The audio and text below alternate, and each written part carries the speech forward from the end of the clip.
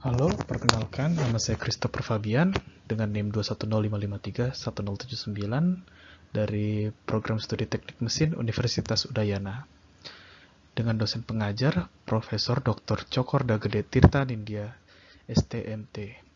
Kali ini saya membuat video lanjutan dari minggu lalu mengenai proses produksi, di mana kita akan membahas other expandable mold processes, permanent mold processes, centrifugal casting, and die casting, yang bertujuan untuk memenuhi kebutuhan tugas. Mari kita lanjutkan. Ini masih menjadi buku untuk referensi dan juga beberapa sumber dari internet lain. Seperti ada dari manufacturer, ada product.net, dan lain sebagainya. Mari kita masuk. Isi dari video ini kita akan membahas apa itu other expandable mold processes dan apa saja contohnya. Yang kedua, penjelasan mengenai permanent mold processes. Yang ketiga, apa yang dimaksud dengan centrifugal casting dan apa bagiannya. Dan yang keempat, apa itu die casting dan bagaimana prosesnya. Pertama, kita akan membahas other expandable molds. Jadi, other expandable molds itu adalah cetakan selain yang telah kita bahas sebelumnya, mungkin dari sand casting dan lain sebagainya. Oke, yang pertama itu ada ceramic mold casting. Ceramic mold casting adalah proses yang dapat dibuang, di mana polanya dapat digunakan kembali dan murah. Metode ceramic mold casting menggunakan keramik slurry atau bubur keramik yang dibuat dengan mencampur zirkon, aluminium, fusilika, dan pengikat kimia lainnya. Pola yang digunakan adalah pola split gate atau yang bisa dipisah, yang biasanya dipasang pada pola match plate. Jadi bisa dipisah antara dua polanya. Terus berbeda dengan pola di casting investment atau disposable casting. Tipe ini pola dapat digunakan kembali. Kita lanjut. Proses ceramic mold casting. Bubur diaplikasikan di atas permukaan pola untuk membuat lapisan tipis di sekitarnya. Bubur mengisi ruang rongga dan kekosongan. Tidak perlu dilakukan ramming atau vibrating karena bentuknya bubur yang akan mengisi seluruh pola. Kemudian pola dikeluarkan setelah terbentuk sekitar 3-5 menit. Nah, setelah itu cetakan dikeluarkan dari flask atau wadahnya, diolah dengan pengeras dan dipindahkan ke oven untuk dipanaskan bervariasi, mulai dari 100 derajat Celcius hingga mencapai 1000 derajat Celcius. Cetakan kemudian siap menerima lelehan logam. Jadi pertama kita membuat slurry dulu atau bubur cetakan, lalu dimasukkan ke dalam wadah pola. Nah, nanti wadah ini dibentuk. Nah, ini ada cup and rack. Nah, tinggal dimasukin. Untuk logamnya dimasukin. Seperti itu, teman-teman. Advantage dari proses ini atau keuntungan. Hasilnya presisi dan permukaannya hasilnya sangat baik serta suhu penuangan tinggi pun bisa dilakukan. Yang kedua, prosesnya tidak memerlukan risering atau venting atau chilling karena cooling rate-nya cukup rendah. Pola bisa dibuat dari kayu, logam, atau plastik. Proses ini juga bisa digunakan semua tipe logam, seperti titanium, bahkan uranium. Yang kelima, hasilnya bisa digunakan untuk part seperti alat rumah tangga, teko, produk industri, seperti pump impellers, complex cutting tools, komponen mesin nuklir, dan pesawat. Yang kedua ada proses ceramic shell process. Ceramic shell bertujuan untuk mengurangi biaya cetakan dengan memodifikasi lapisan keramik yang sebelumnya banyak, yang sekarang hanya menghadap pola, sehingga bahan yang diperlukan jadi lebih sedikit. Proses Shaw dan Unicast adalah dua dari beberapa metode yang dapat digunakan untuk pembuatan cetakan cangkang keramik atau ceramic shell process. Kita akan membahas ke Shaw process. Proses Shaw adalah proses cetakan yang menggunakan dua jenis cetakan yang berbeda. Cetakan terdiri dari permukaan keramik dengan tebal 2,3 sampai 9,3 mm dan didukung dengan fire clay yang murah atau lapisan tahan api. Karena bahan keramik, tingkat ekonomis penggunaan bahan keramik membuat yang pertama tidak ada batas ukuran pada coran pada saat diproses. Yang kedua, variasi proses menghasilkan coran dengan detail halus, butiran halus serta presisi. Yang dimaksud halus di sini adalah permukaan, yang di sini tingkat butirannya dan presisi. Bahan campurannya adalah bubuk tahan api, cairan etil silikat, terhidrolisis dengan formulasinya tersendiri. Dengan pendekatannya, bubur bahan tahan api dengan etil silikat terhidrolisis dituangkan di atas cetakan. Kemudian cetakan dilepaskan dari pola ketika bahan telah menjadi gel. Jadi prosesnya ini tidak sampai keras, tidak juga masih bentuk cair, tapi ketika sudah menjadi gel atau gel. Show proses. Berikut kita masuk ke prosesnya. Kita bisa lihat gambarnya di kanan, dan ini adalah penjelasannya. Yang pertama, pola dimasukkan ke dalam flask atau wadahnya. Kemudian, campuran fire clay dimasukkan ke dalam flask dan dipadatkan dengan ramming atau vibration. Diseruduk atau digetarkan, mengandung pengikat, gas CO2, dan mengandung natrium silikat. Yang C, pola akhir berada di plat pola, kemudian pola yang selesai dan bahan pengikat disatukan ke dalam flask. Jadi ini pertama kita ada buat pola yang pertama, ini pola akhirnya. Nah, ini jadi ada dua pola. Material keramik membutuhkan bubur dituangkan dari jalur bagian atas dan berada di antara backup material dan pola akhir. Jadi ini seperti di antara dua pola. Ada jalurnya. Nah, ini nanti diisi dengan material keramik. F. Pola dilepaskan, bagian bawahnya dilepaskan. Yang G. Setengah cetakan kemudian dibalik dan dipanaskan dengan torch yang bertujuan untuk membakar volatil. Volatil apa? Volatil adalah senyawa organik yang mudah menguap ketika di suhu kamar. Dua bagian cetakan terbentuk, dirakit, dan siap untuk dituang. Nah, ini sudah siap untuk dipakai untuk melakukan casting. Yang keempat, unicast process. Mirip dengan show, yang membedakannya adalah treatment pada material keramiknya, baik seluruh keramik ataupun permukaannya, setelah menjadi gel. Dalam proses show, alkohol dalam bahan cetakan keramik dibakar sebelum retak akibat volatil. Alkohol dilarutkan dalam pelarutan cair atau uap, kemudian cetakan disemprotkan dengan larutan ini selama 15-20 menit. Setelah itu dikeraskan dan distabilkan material keramiknya.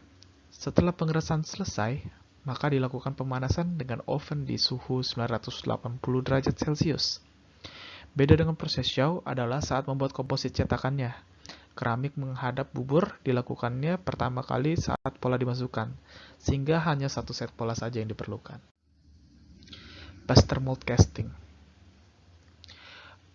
Proses plaster mold casting ini mirip dengan sand mold casting dan inti terbuat dari plaster Paris atau gypsum.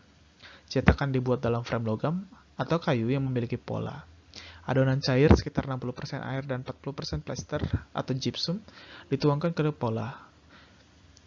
Cetakan digetarkan dengan ringan untuk memastikan pengisian cetakan sudah penuh. Setelah plaster mencapai set awal, bingkai dan pola dilepas, inti dapat ditambahkan jika ada, dan kemudian kedua bagian cetakan dirakit menjadi satu. Cetakan dipanggang dari suhu 175 sampai 870 derajat yang bertujuan untuk menghilangkan air dan meningkatkan permeabilitasnya. Lalu bagaimana prosesnya? Yang pertama, ini ada pola, ini ada cup, dan ini adalah plaster. Nah, dari pola ditaruh di cup, habis itu parting line. Parting line ini bertujuan untuk dapat memisahkan cup dan rack. Habis itu dipanaskan. Setelah dipanaskan, cawan dituang atau cairan logam dituang dan mengisi semuanya. Setelah dituang dilakukan pendinginan, dan setelah pendinginan cup and rack bisa dipisah dan produk jadi. Aplikasi plaster mold casting untuk membuat sudut pompa dan turbin, serta komponen dengan geometris yang relatif rumit.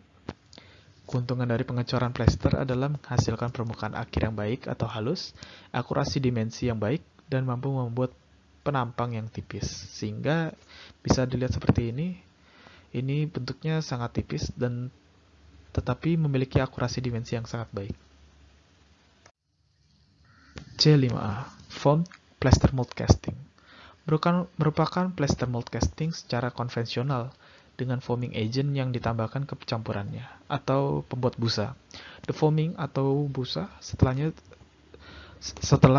cetakan selesai, hasilnya ada di cetakan permeable sejak di udara, di sel terhubung dengan selama pengeringan, sehingga menyediakan jalan keluar untuk setiap gas dalam campuran selama pengecoran. Prosesnya berbeda dengan yang sebelumnya. Proses foam plaster ini menggunakan bahan pembusa yang ditambahkan ke plaster kering atau bubur atau slurry. Pencampuran juga memastikan bahwa ada sel udara tidak lebih dari diameter 0,25 mm. Sel udara kecil memberi permukaan cetakan halus dan kuat untuk dicor. Jumlah busa idealnya 50-100% setiap peningkatan volume. Untuk pengeringan menggunakan suhu yang lebih rendah karena sifatnya yang isolasi. Jika terlalu panas, akan ada retakan karena terlalu cepat kering. Dan juga ini berbentuk busa. Kalau busa kering akan mudah pecah atau retak. Paduan aluminium dan magnesium cocok untuk proses ini. D. Permanent mold processes. Permanent mold casting adalah melibatkan cetakan logam yang dapat digunakan kembali. Bagian cetakannya biasanya memiliki engsel. Mengisi bagian cetakan menggunakan logam cair dengan menggunakan gaya gravitasi. Prosesnya cairan jatuh di antara cetakan pasir dan die casting. Cetakan biasanya terbuat dari besi dan dilapisi 0,30 sampai 0,75 mm lapisan tahan api dan disuspensikan dengan cairan yang untuk mencegah pendinginan cepat dari pengecoran. Grafit bubuk juga ditabur di permukaan cetakan untuk mempermudah saat melepas coran. Aluminium, magnesium, dan paduan berbasis tembaga sering dicetak dengan permanent mold casting. Ini ada bagian permanent mold casting. Yang pertama ini ladle atau gayung yang kita biasa gunakan untuk mengangkat logam cair. Ada sprue tempat masuknya nanti cairan tersebut. Ada mold half sebelah sini dan sini yang nanti bisa didorong. Ini bisa bergerak. Ada core pin atau inti yang digunakan untuk membuat lubang. Ada cavity atau nanti bisa diisi. Ada runner yang bertujuan untuk mengalirkan. Ada core atau inti juga yang membuat jadi ada bentukannya. Mold half sebelahnya ini kaku. Ini casting hasil akhirnya nanti. Jadi prosesnya yang pertama ada logam yang dipanaskan dulu dan juga cetakan ini disemprotkan tadi dengan cairan. Lalu cetakan ini setelah dituang akan ditutup dan juga material ini akan dituang. Jadi hasilnya rapat. Setelah itu, setelah mulai agak dingin dan juga mendingin, cetakan ini bisa dibuka. Ini adalah bagian yang bergeser dan ini bagian yang tetap ya. Jadi cetakan dibuka dan ini ada pin ejector di sini. Pin ejector bertujuan untuk melepas benda kerja. Setelah ini benda kerja telah selesai dan bisa dilakukan trimming. Nah, trimming ini nanti kita akan bahas di bab ada berikutnya. Keuntungan dan kerugian dari permanent mold casting. Keuntungannya, cetakan dapat digunakan berulang kali. Yang kedua, akurasi dimensi dan finishing yang baik. Yang ketiga, tingkat produksi yang tinggi. Yang keempat, kemudahan mendapatkan pemadatan terarah. Yang kelima, lajuan pendinginan tinggi karena koefisien kondisi panas yang tinggi dari cetakan logam. Yang keenam, inti logam yang dapat dipisahkan dari pengecoran atau berdekatan dengan cetakan dapat digunakan. Yang kerugiannya, biayanya pasti tinggi karena menggunakan logam. Yang kedua, sebagian besar logam yang memiliki titik leleh rendah. Yang ketiga, umur cetakan pendek dalam coran baja dan besi. Karena suhu pada molten metalnya itu sangat tinggi sehingga dapat memperpendek usia dari si moldnya ini. Yang keempat, tidak ekonomis untuk produksi volume rendah. Yang kelima, kelelehan thermal dan risiko erosi terutama pada pengecoran logam dengan titik leleh yang lebih rendah. Masuk ke low pressure permanent mold casting. Ini sama aja kayak tadi, tapi ini menggunakan tekanan gas untuk mengisi cetakan, tentu lebih canggih daripada cetakan sebelumnya. Menggunakan gas pada tekanan 3 hingga 15 psi atau 20 hingga 100 kPa untuk mendorong logam ke cetakan. Tekanan dilakukan ke bagian atas sehingga memaksa logam cair naik ke cetakan tahan api. Tabung penuang memanjang dari ke bagian bawah ladle sehingga bahan yang didorong ke dalam cetakan akan sangat bersih. Nah, terus tidak perlu riser karena tekanan memaksa logam cair untuk menyusut dengan mengkompensasi. Jadi di sini ada air pressure, tekanan udara didorong, ini adalah molten metalnya. Nah, karena ada tekanan, dia otomatis mencari ruangan. Di sini ada plunger atau nanti bisa ditekan. Nah, nanti setelah ada tekanan udara, ini akan mendorong sampai ke atas dan mengisi cavity atau kekosongannya. Nah, setelah terisi, nanti akan ditahan dan mendingin, tapi di sini akan ditutup. Nah, setelah itu, logamnya kembali turun, dan ini bisa dibuka moldnya. Seperti itu. Keuntungannya dari permanent mold casting. Keuntungannya sifat mekanik yang unggul, pengecoran kualitas internal yang lebih tinggi, mampu mempertahankan proses yang lebih berulang dan berkualitas, serta menghasilkan casting yang lebih konsisten. Peningkatan kualitas menghasilkan aplikasi kedap suara dan tekanan atau kebocoran. Struktur butir juga ditingkatkan untuk hasil pemesinan yang baik. Risiko gas yang rendah diambil selama pengisian cetakan yang konstan. Peningkatan aliran produksi dan dengan peningkatan hasil. Operasi sekunder yang diminimalkan atau operasi yang akan dilakukan berikutnya kepada benda kerjanya. Kemampuan untuk membuat desain pengecoran yang lebih rumit dengan detail pengecoran yang rumit karena bahan pengisi berada di bawah tekanan konstan. Slash casting. Proses ini digunakan untuk cetakan dengan bagian tengah kosong, atau kita biasa melihat di sebuah guci. Benda dari paduan berbasis seng, timah hitam, dan timah putih, inti tidak diperlukan, karena bagian tengahnya kosong. Logam cair dituangkan ke dalam cetakan permanen dan disimpan, sehingga cairan logam cangkang yang dipadatkan melapisi cetakan dinding. Kemudian, cetakan dibalik sebelum logam mendingin dan padat. Logam yang masih cair dikeluarkan dengan dialirkan dan dikembalikan ke dalam peleburan. Cetakan dibuka dan coran dilepas. Contohnya seperti ini. Logam cair dituangkan ke dalam cetakan dan dibiarkan sejenak dulu untuk melakukan pembekuan di bagian bawah yang bersentuhan dengan cetakan.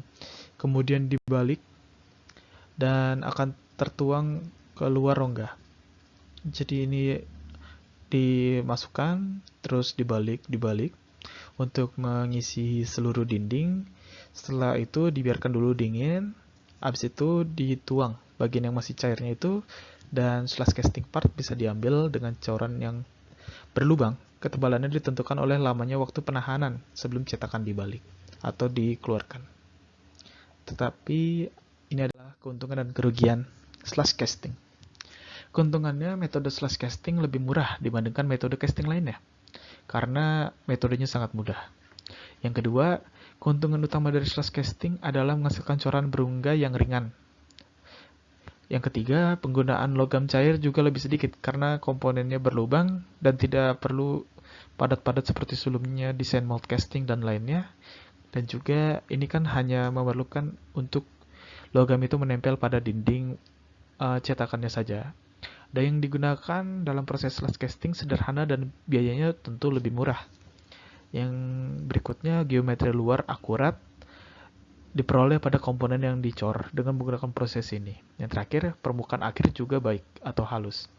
Kerugiannya, proses pengecoran lumpur atau slush cocok untuk logam yang memiliki suhu leleh lebih rendah. Jadi untuk logam suhu tinggi sepertinya tidak terlalu bisa. Yang kedua, untuk menuangkan logam cair diperlukan mekanisme putaran mekanis. Yang ketiga, pengecoran slash cocok untuk pembuatan coran dengan jumlah kecil. Yang berikutnya, kekuatan dan sifat mekanik lainnya dari komponen pengecoran sulit dikendalikan karena ini menggunakan timing atau waktu untuk melakukan pengecorannya. Yang terakhir, geometri internal atau bagian dalam casting juga tidak dapat dikontrol karena kita tidak bisa melihat bagian dalam dan juga kita berpacu dengan waktu. Yang keempat, press casting. Mirip dengan slash casting, permanent mold sebagian diisi dengan logam cair yang diset dengan meteran jumlahnya. Inti yang pas dimasukkan ke dalam rongga sehingga logam cair dapat dipaksa masuk ke dalam rongga cetakan. Ketika logam masuk ke dalam rongga, inti dihilangkan dan kita mendapatkan pengecoran rongga dengan dinding tipis. Press die casting yang ditekan terbatas pada benda ornamental. Metode ini dikembangkan awalnya oleh Cartier dari Prancis sehingga sering disebut dengan Cartier casting. Berikutnya ada vacuum casting. Tekanan atmosfer di dalam chamber memaksa logam ke atas setelah dilakukan vakum. Jadi di sini ada vakum, ada lubang-lubang. Nah, ini digunakan untuk menarik logam cair sehingga mengisi cavity yang ada di dalam. Ini ada feed tube atau bagian yang akan masuk. Ada molten pool, ada reactor upper die atau bagian atas die-nya. Dan ini ada bagian bawah dan ini ada vakum. Cangkang tipis dari casting bisa dibuat. Yang ketiga, permukaan sempurna dan halus. Yang keempat, hasil lebih bersih dibanding low pressure. Yang kelima, mechanical properties lebih baik dari low pressure casting. Kita sekarang masuk ke centrifugal casting. Centrifugal artinya gaya berputar, centrifugal. Nah, jadi ada gaya di situ. Gaya inersia akibat putaran mendistribusi logam cair menjadi cetakan berongga. Kita masuk ke pertama, ada true centrifugal casting. Fase kering grafit atau cetakan logam bisa dirotasikan secara horizontal atau vertikal. Hasil akhir produk biasanya bulat seperti selongsong senjata, pipa, atau tabung. Bagian dalam dari casting ini berbentuk bulat atau silindris. Jika cetakan dirotasikan vertikal, permukaan bagian dalam akan menjadi parabolik. Parabolik, tahu? Parabolik artinya bisa berbentuk seperti ini. Produk hasilnya memiliki kekuatan kepadatan bagian luar, yang dengan bagian dalam yang memiliki sedikit impurities atau ketidaksempurnaan. Jadi ini, tadi saya bahas parabolik. Ini kalau dilihat dari samping seperti lingkaran. Bentar. Seperti lingkaran. Nah, paraboliknya itu di bagian sini sampai sini. Oke. Kita lanjut. Jadi di sini ada pouring basin.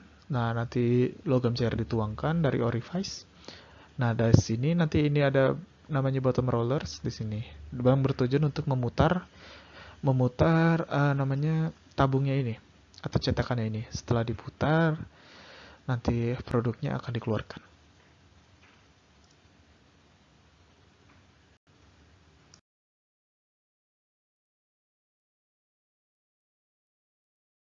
Yang E2 ada semi-centrifugal casting. Pengecoran semi-centrifugal menggunakan gaya centrifugal untuk menghasilkan pengecoran padat daripada cetakan tubular tadi. Gambar di bawah menunjukkan contoh pengecoran semi-centrifugal di mana cetakan memiliki riser pada sumber rotasi untuk memberi bahkan logam cair. Cetakan yang dapat dibuang lebih umum dan digunakan membuat bagian-bagian seperti roda jari-jari, katrol, roda gigi kosong, semak kuningan, dan nozzle. Jadi ada dituang ini dan mengisi semua cavity-nya, lalu diputar sesuai sumbu yang di bawah. Nah, nanti hasil tengah-tengahnya ini bisa menghasilkan pengecoran padat daripada cetakan yang tadi. Bagian luar benda yang dibentuk oleh pengecoran semi-centrifugal memiliki kerapatan yang lebih tinggi daripada pusat sumbu putar. Prosedur pengecoran ini digunakan untuk membuat benda-benda seperti roda berjari-jari yang memiliki simetri rotasi dan dapat melepas pusat pengecoran. Melepaskan bagian dengan gips juga menghilangkan komponen densitas terendah gips. Kualitas pengecoran akhir dipengaruhi oleh faktor-faktor seperti kecepatan putar, diameter komponen, suhu penuangan, kecepatan penuangan, dan juga suhu cetakan dan laju pendinginan. Proses semi-centrifugal seperti yang ditunjukkan di gambar samping, cetakan dapat dibuang, dipasang di sekitar sprue pusat atau tempat pusatnya. Terus logam cair kemudian dituangkan ke dalam sprue secara perlahan dari sumber eksternal menggunakan cerat kecil atau pouring basin. Nanti masuk dari pouring basin masuk ke flash. Bahan cair dapat dituangkan ke dalam cetakan yang berputar, atau rotasi cetakan dapat dimulai setelah penuangan dilakukan. Penuangan berhenti setelah jumlah logam cair yang tepat untuk casting, runner, dan sprue dituangkan. Pendinginan berlanjut setelah penuangan dan distribusi, dan selama proses pemadatan. Yang terakhir, peralatan akan berhenti berputar setelah coran benar-benar beku dan potongannya dapat dilepaskan. Jadi ini diputar dari awal penuangan, nanti ini mengisi semua kekosongannya, nah terus diputar sampai agak membeku dan potongannya dan putaran ini bisa diberhentikan. Setelah beku baru bisa dilepas. Centrifuge casting atau centrifuge itu hasil setelah centrifugal. Proses ini digunakan untuk part yang lebih kecil dan rumit. Gaya centrifugal memberikan tekanan yang membuat pengisian kekosongan cetakan secara penuh. Cetakan berbentuk lingkaran seperti sebuah central sprue atau riser. Rotasi bisa berupa horizontal atau vertikal dan kecepatan putaran relatif rendah. Yang pertama ini ada yang tadi true centrifugal, disebut untuk selongsong peluru dan lain sebagainya atau pipa. Yang kedua ini ada semi sentrifugal, di mana tengah-tengahnya ini ada padatan dan tetap berbentuk lingkaran. Yang ketiga centrifuge, itu ini hasil benda setelah diputar, di mana ini mengisi semua kekosongan tadi. Lanjut, die casting. Ini yang paling sering kita bicarain. Die casting adalah proses pengecoran cetakan permanen, di mana logam cair dituangkan ke dalam cetakan dan dikeluarkan setelah pemadatan. PDC atau pressure die casting. PDC, logam cair disuntikan ke dalam cetakan di bawah tekanan. PDC selanjutnya dibagi menjadi dua jenis, ada cold chamber dan hot chamber die casting. Tahapan die casting secara general atau secara umum, yang pertama logam mentah dicairkan sehingga dapat dituangkan ke dalam rongga cetakan. Yang kedua, cold chamber die casting. Kecuali cold chamber die casting, cetakan dipanaskan sebelum memasukkan logam cair. Jadi hanya berlaku untuk hot chamber die casting. Yang ketiga, cetakan ditutup dan logam cair dituangkan atau disuntikan ke dalam cetakan. Kenapa disuntikan? Karena ada tekanan di situ. Yang keempat, cetakan dibiarkan tertutup sampai logam cair mengeras. Yang kelima, cetakan dibuka dan bagian cor bisa dilepas. Hot chamber die casting. Kita langsung masuk ke prosesnya. Jadi aku akan jelasin bagian-bagiannya. Yang pertama ada die atau penutupnya, ada nozzle yang bertujuan untuk mengalirkan, ada gooseneck sama juga dengan nozzle, tapi nozzle ini langsung berhubungan dengan casting yang kaku. Terus ada plunger yang bertujuan untuk menekan, ada molten metal. Ya, yang pertama, die casting dan hot chamber di gooseneck diisi dengan logam cair. Jadi ini diisi semuanya dengan logam cair dulu. Setelah itu plunger turun untuk menekan logam melalui gooseneck dan nozzle dan ke dalam rongga die. Jadi ini masuk hingga ke rongga die atau untuk mengisi cavity-nya. Cetakan dibuka, setengah cetakan tetap, setengah bergerak. Jadi yang ini tetap, yang ini dapat bergerak, dan ini ada pin ejector. Nah, plunger juga ditarik untuk mengurangi tekanan, sehingga logam yang telah mengisi, karena ini masih ada sisa di sini, ini bisa kembali lagi ke dalam chambernya. Nah, setelah itu, ini bagian yang telah ditarik tadi. Jadi logam yang di sini tadi, yang kan ini udah isi. Nah, ini kembali lagi sehingga menjadi seperti ini. Dan juga bagian die setengah yang bisa bergerak ditarik. Nah, yang terakhir, pin ejector mendorong hasil benda sehingga benda ini bisa diambil. Dan saat ini plunger membuka kembali untuk mengisi logam cair untuk melaksanakan siklus berikutnya. Nah, di sini tadi aku bilang ada pin ejector yang bertujuan untuk melepas casting dengan cara mendorongnya. Cold chamber die casting. Prosesnya kita langsung masuk. Yang pertama kita jelasin dulu komponen mesinnya. Yang pertama ada die casting setengah stasioner. Yang kedua ada die yang bergerak. Jadi ini yang tetap. Ini yang tetap dan ini yang bergerak. Yang ketiga ada ruang dingin atau cold room. Yang keempat ada pendorongnya atau plunger tadi. Yang kelima ada sendok atau yang ditujuan untuk menuangkan logam cair. Yang keenam ada pin ejector untuk melepas. Yang ketujuh ada die casting. Nah, yang pertama cetakan ditutup dan logam cair dimasukkan. Cetakan dirapatkan, logam cair dituang ke dalam ruang dingin. Nah, habis itu plunger bergerak maju untuk memaksa logam cair atau mendorong logam cair ke dalam rongga cetakan sehingga terisi dengan logam cair tadi. Nah, setelah dingin, cetakan akan dibuka dan casting dapat dikeluarkan dengan pin ejector sama seperti tadi. Yang membedakan adalah proses yang pertama penuangannya tentu berbeda. Kita kan tadi menggunakan hot chamber. Jadi chamber itu harus dipanaskan dan juga die castingnya itu harus dipanaskan terlebih dahulu. Berbeda dengan ini. Yang ketiga di bagian F ini ada trimming. Pada bagian die cast biasanya mengikuti casting untuk menghilangkan flash atau kelebihan bahan, material berlebih dan gate serta runner. Metode umumnya menggunakan hidrolik atau mesin press mekanis dan sebuah trimming die. Biasanya operasi dilakukan setelah casting karena benda kerja masih panas sehingga mudah untuk dilakukan trimming. Trimming juga bisa dilakukan dengan manual, akan tetapi dengan produksi yang tinggi, peralatan khusus harus diperlukan. Seperti gerinda juga dapat digunakan dalam bentuk ini. Jadi kita lihat di sini ini cast part atau bagian casting setelah tadi dilakukan die casting. Ini ada runner di mana tadi tempat aliran-aliran, semuanya ada sprue juga. Nah, kita hanya memerlukan lingkaran ini. Maka dilakukan trimming dengan press. Jadi press ini bentuknya misalnya kita buat gambarnya. Ini kan lingkaran tadi terhubung dengan yang ini dan yang ini. Nah, kita masuk ke pressnya. Jadi ada benda press, misalnya seperti ini, ada press. Ini ada datarannya, ada mejanya. Nah, ini ada juga tiangnya, tiang. Nah, tiang juga. Nah, di sini ada benda kerjanya. Nanti ini ada bagian atasnya lagi. Nah, ini nanti ditekan sehingga memotong dan menghasilkan benda kerja yang seperti ini. Seperti itu, teman-teman.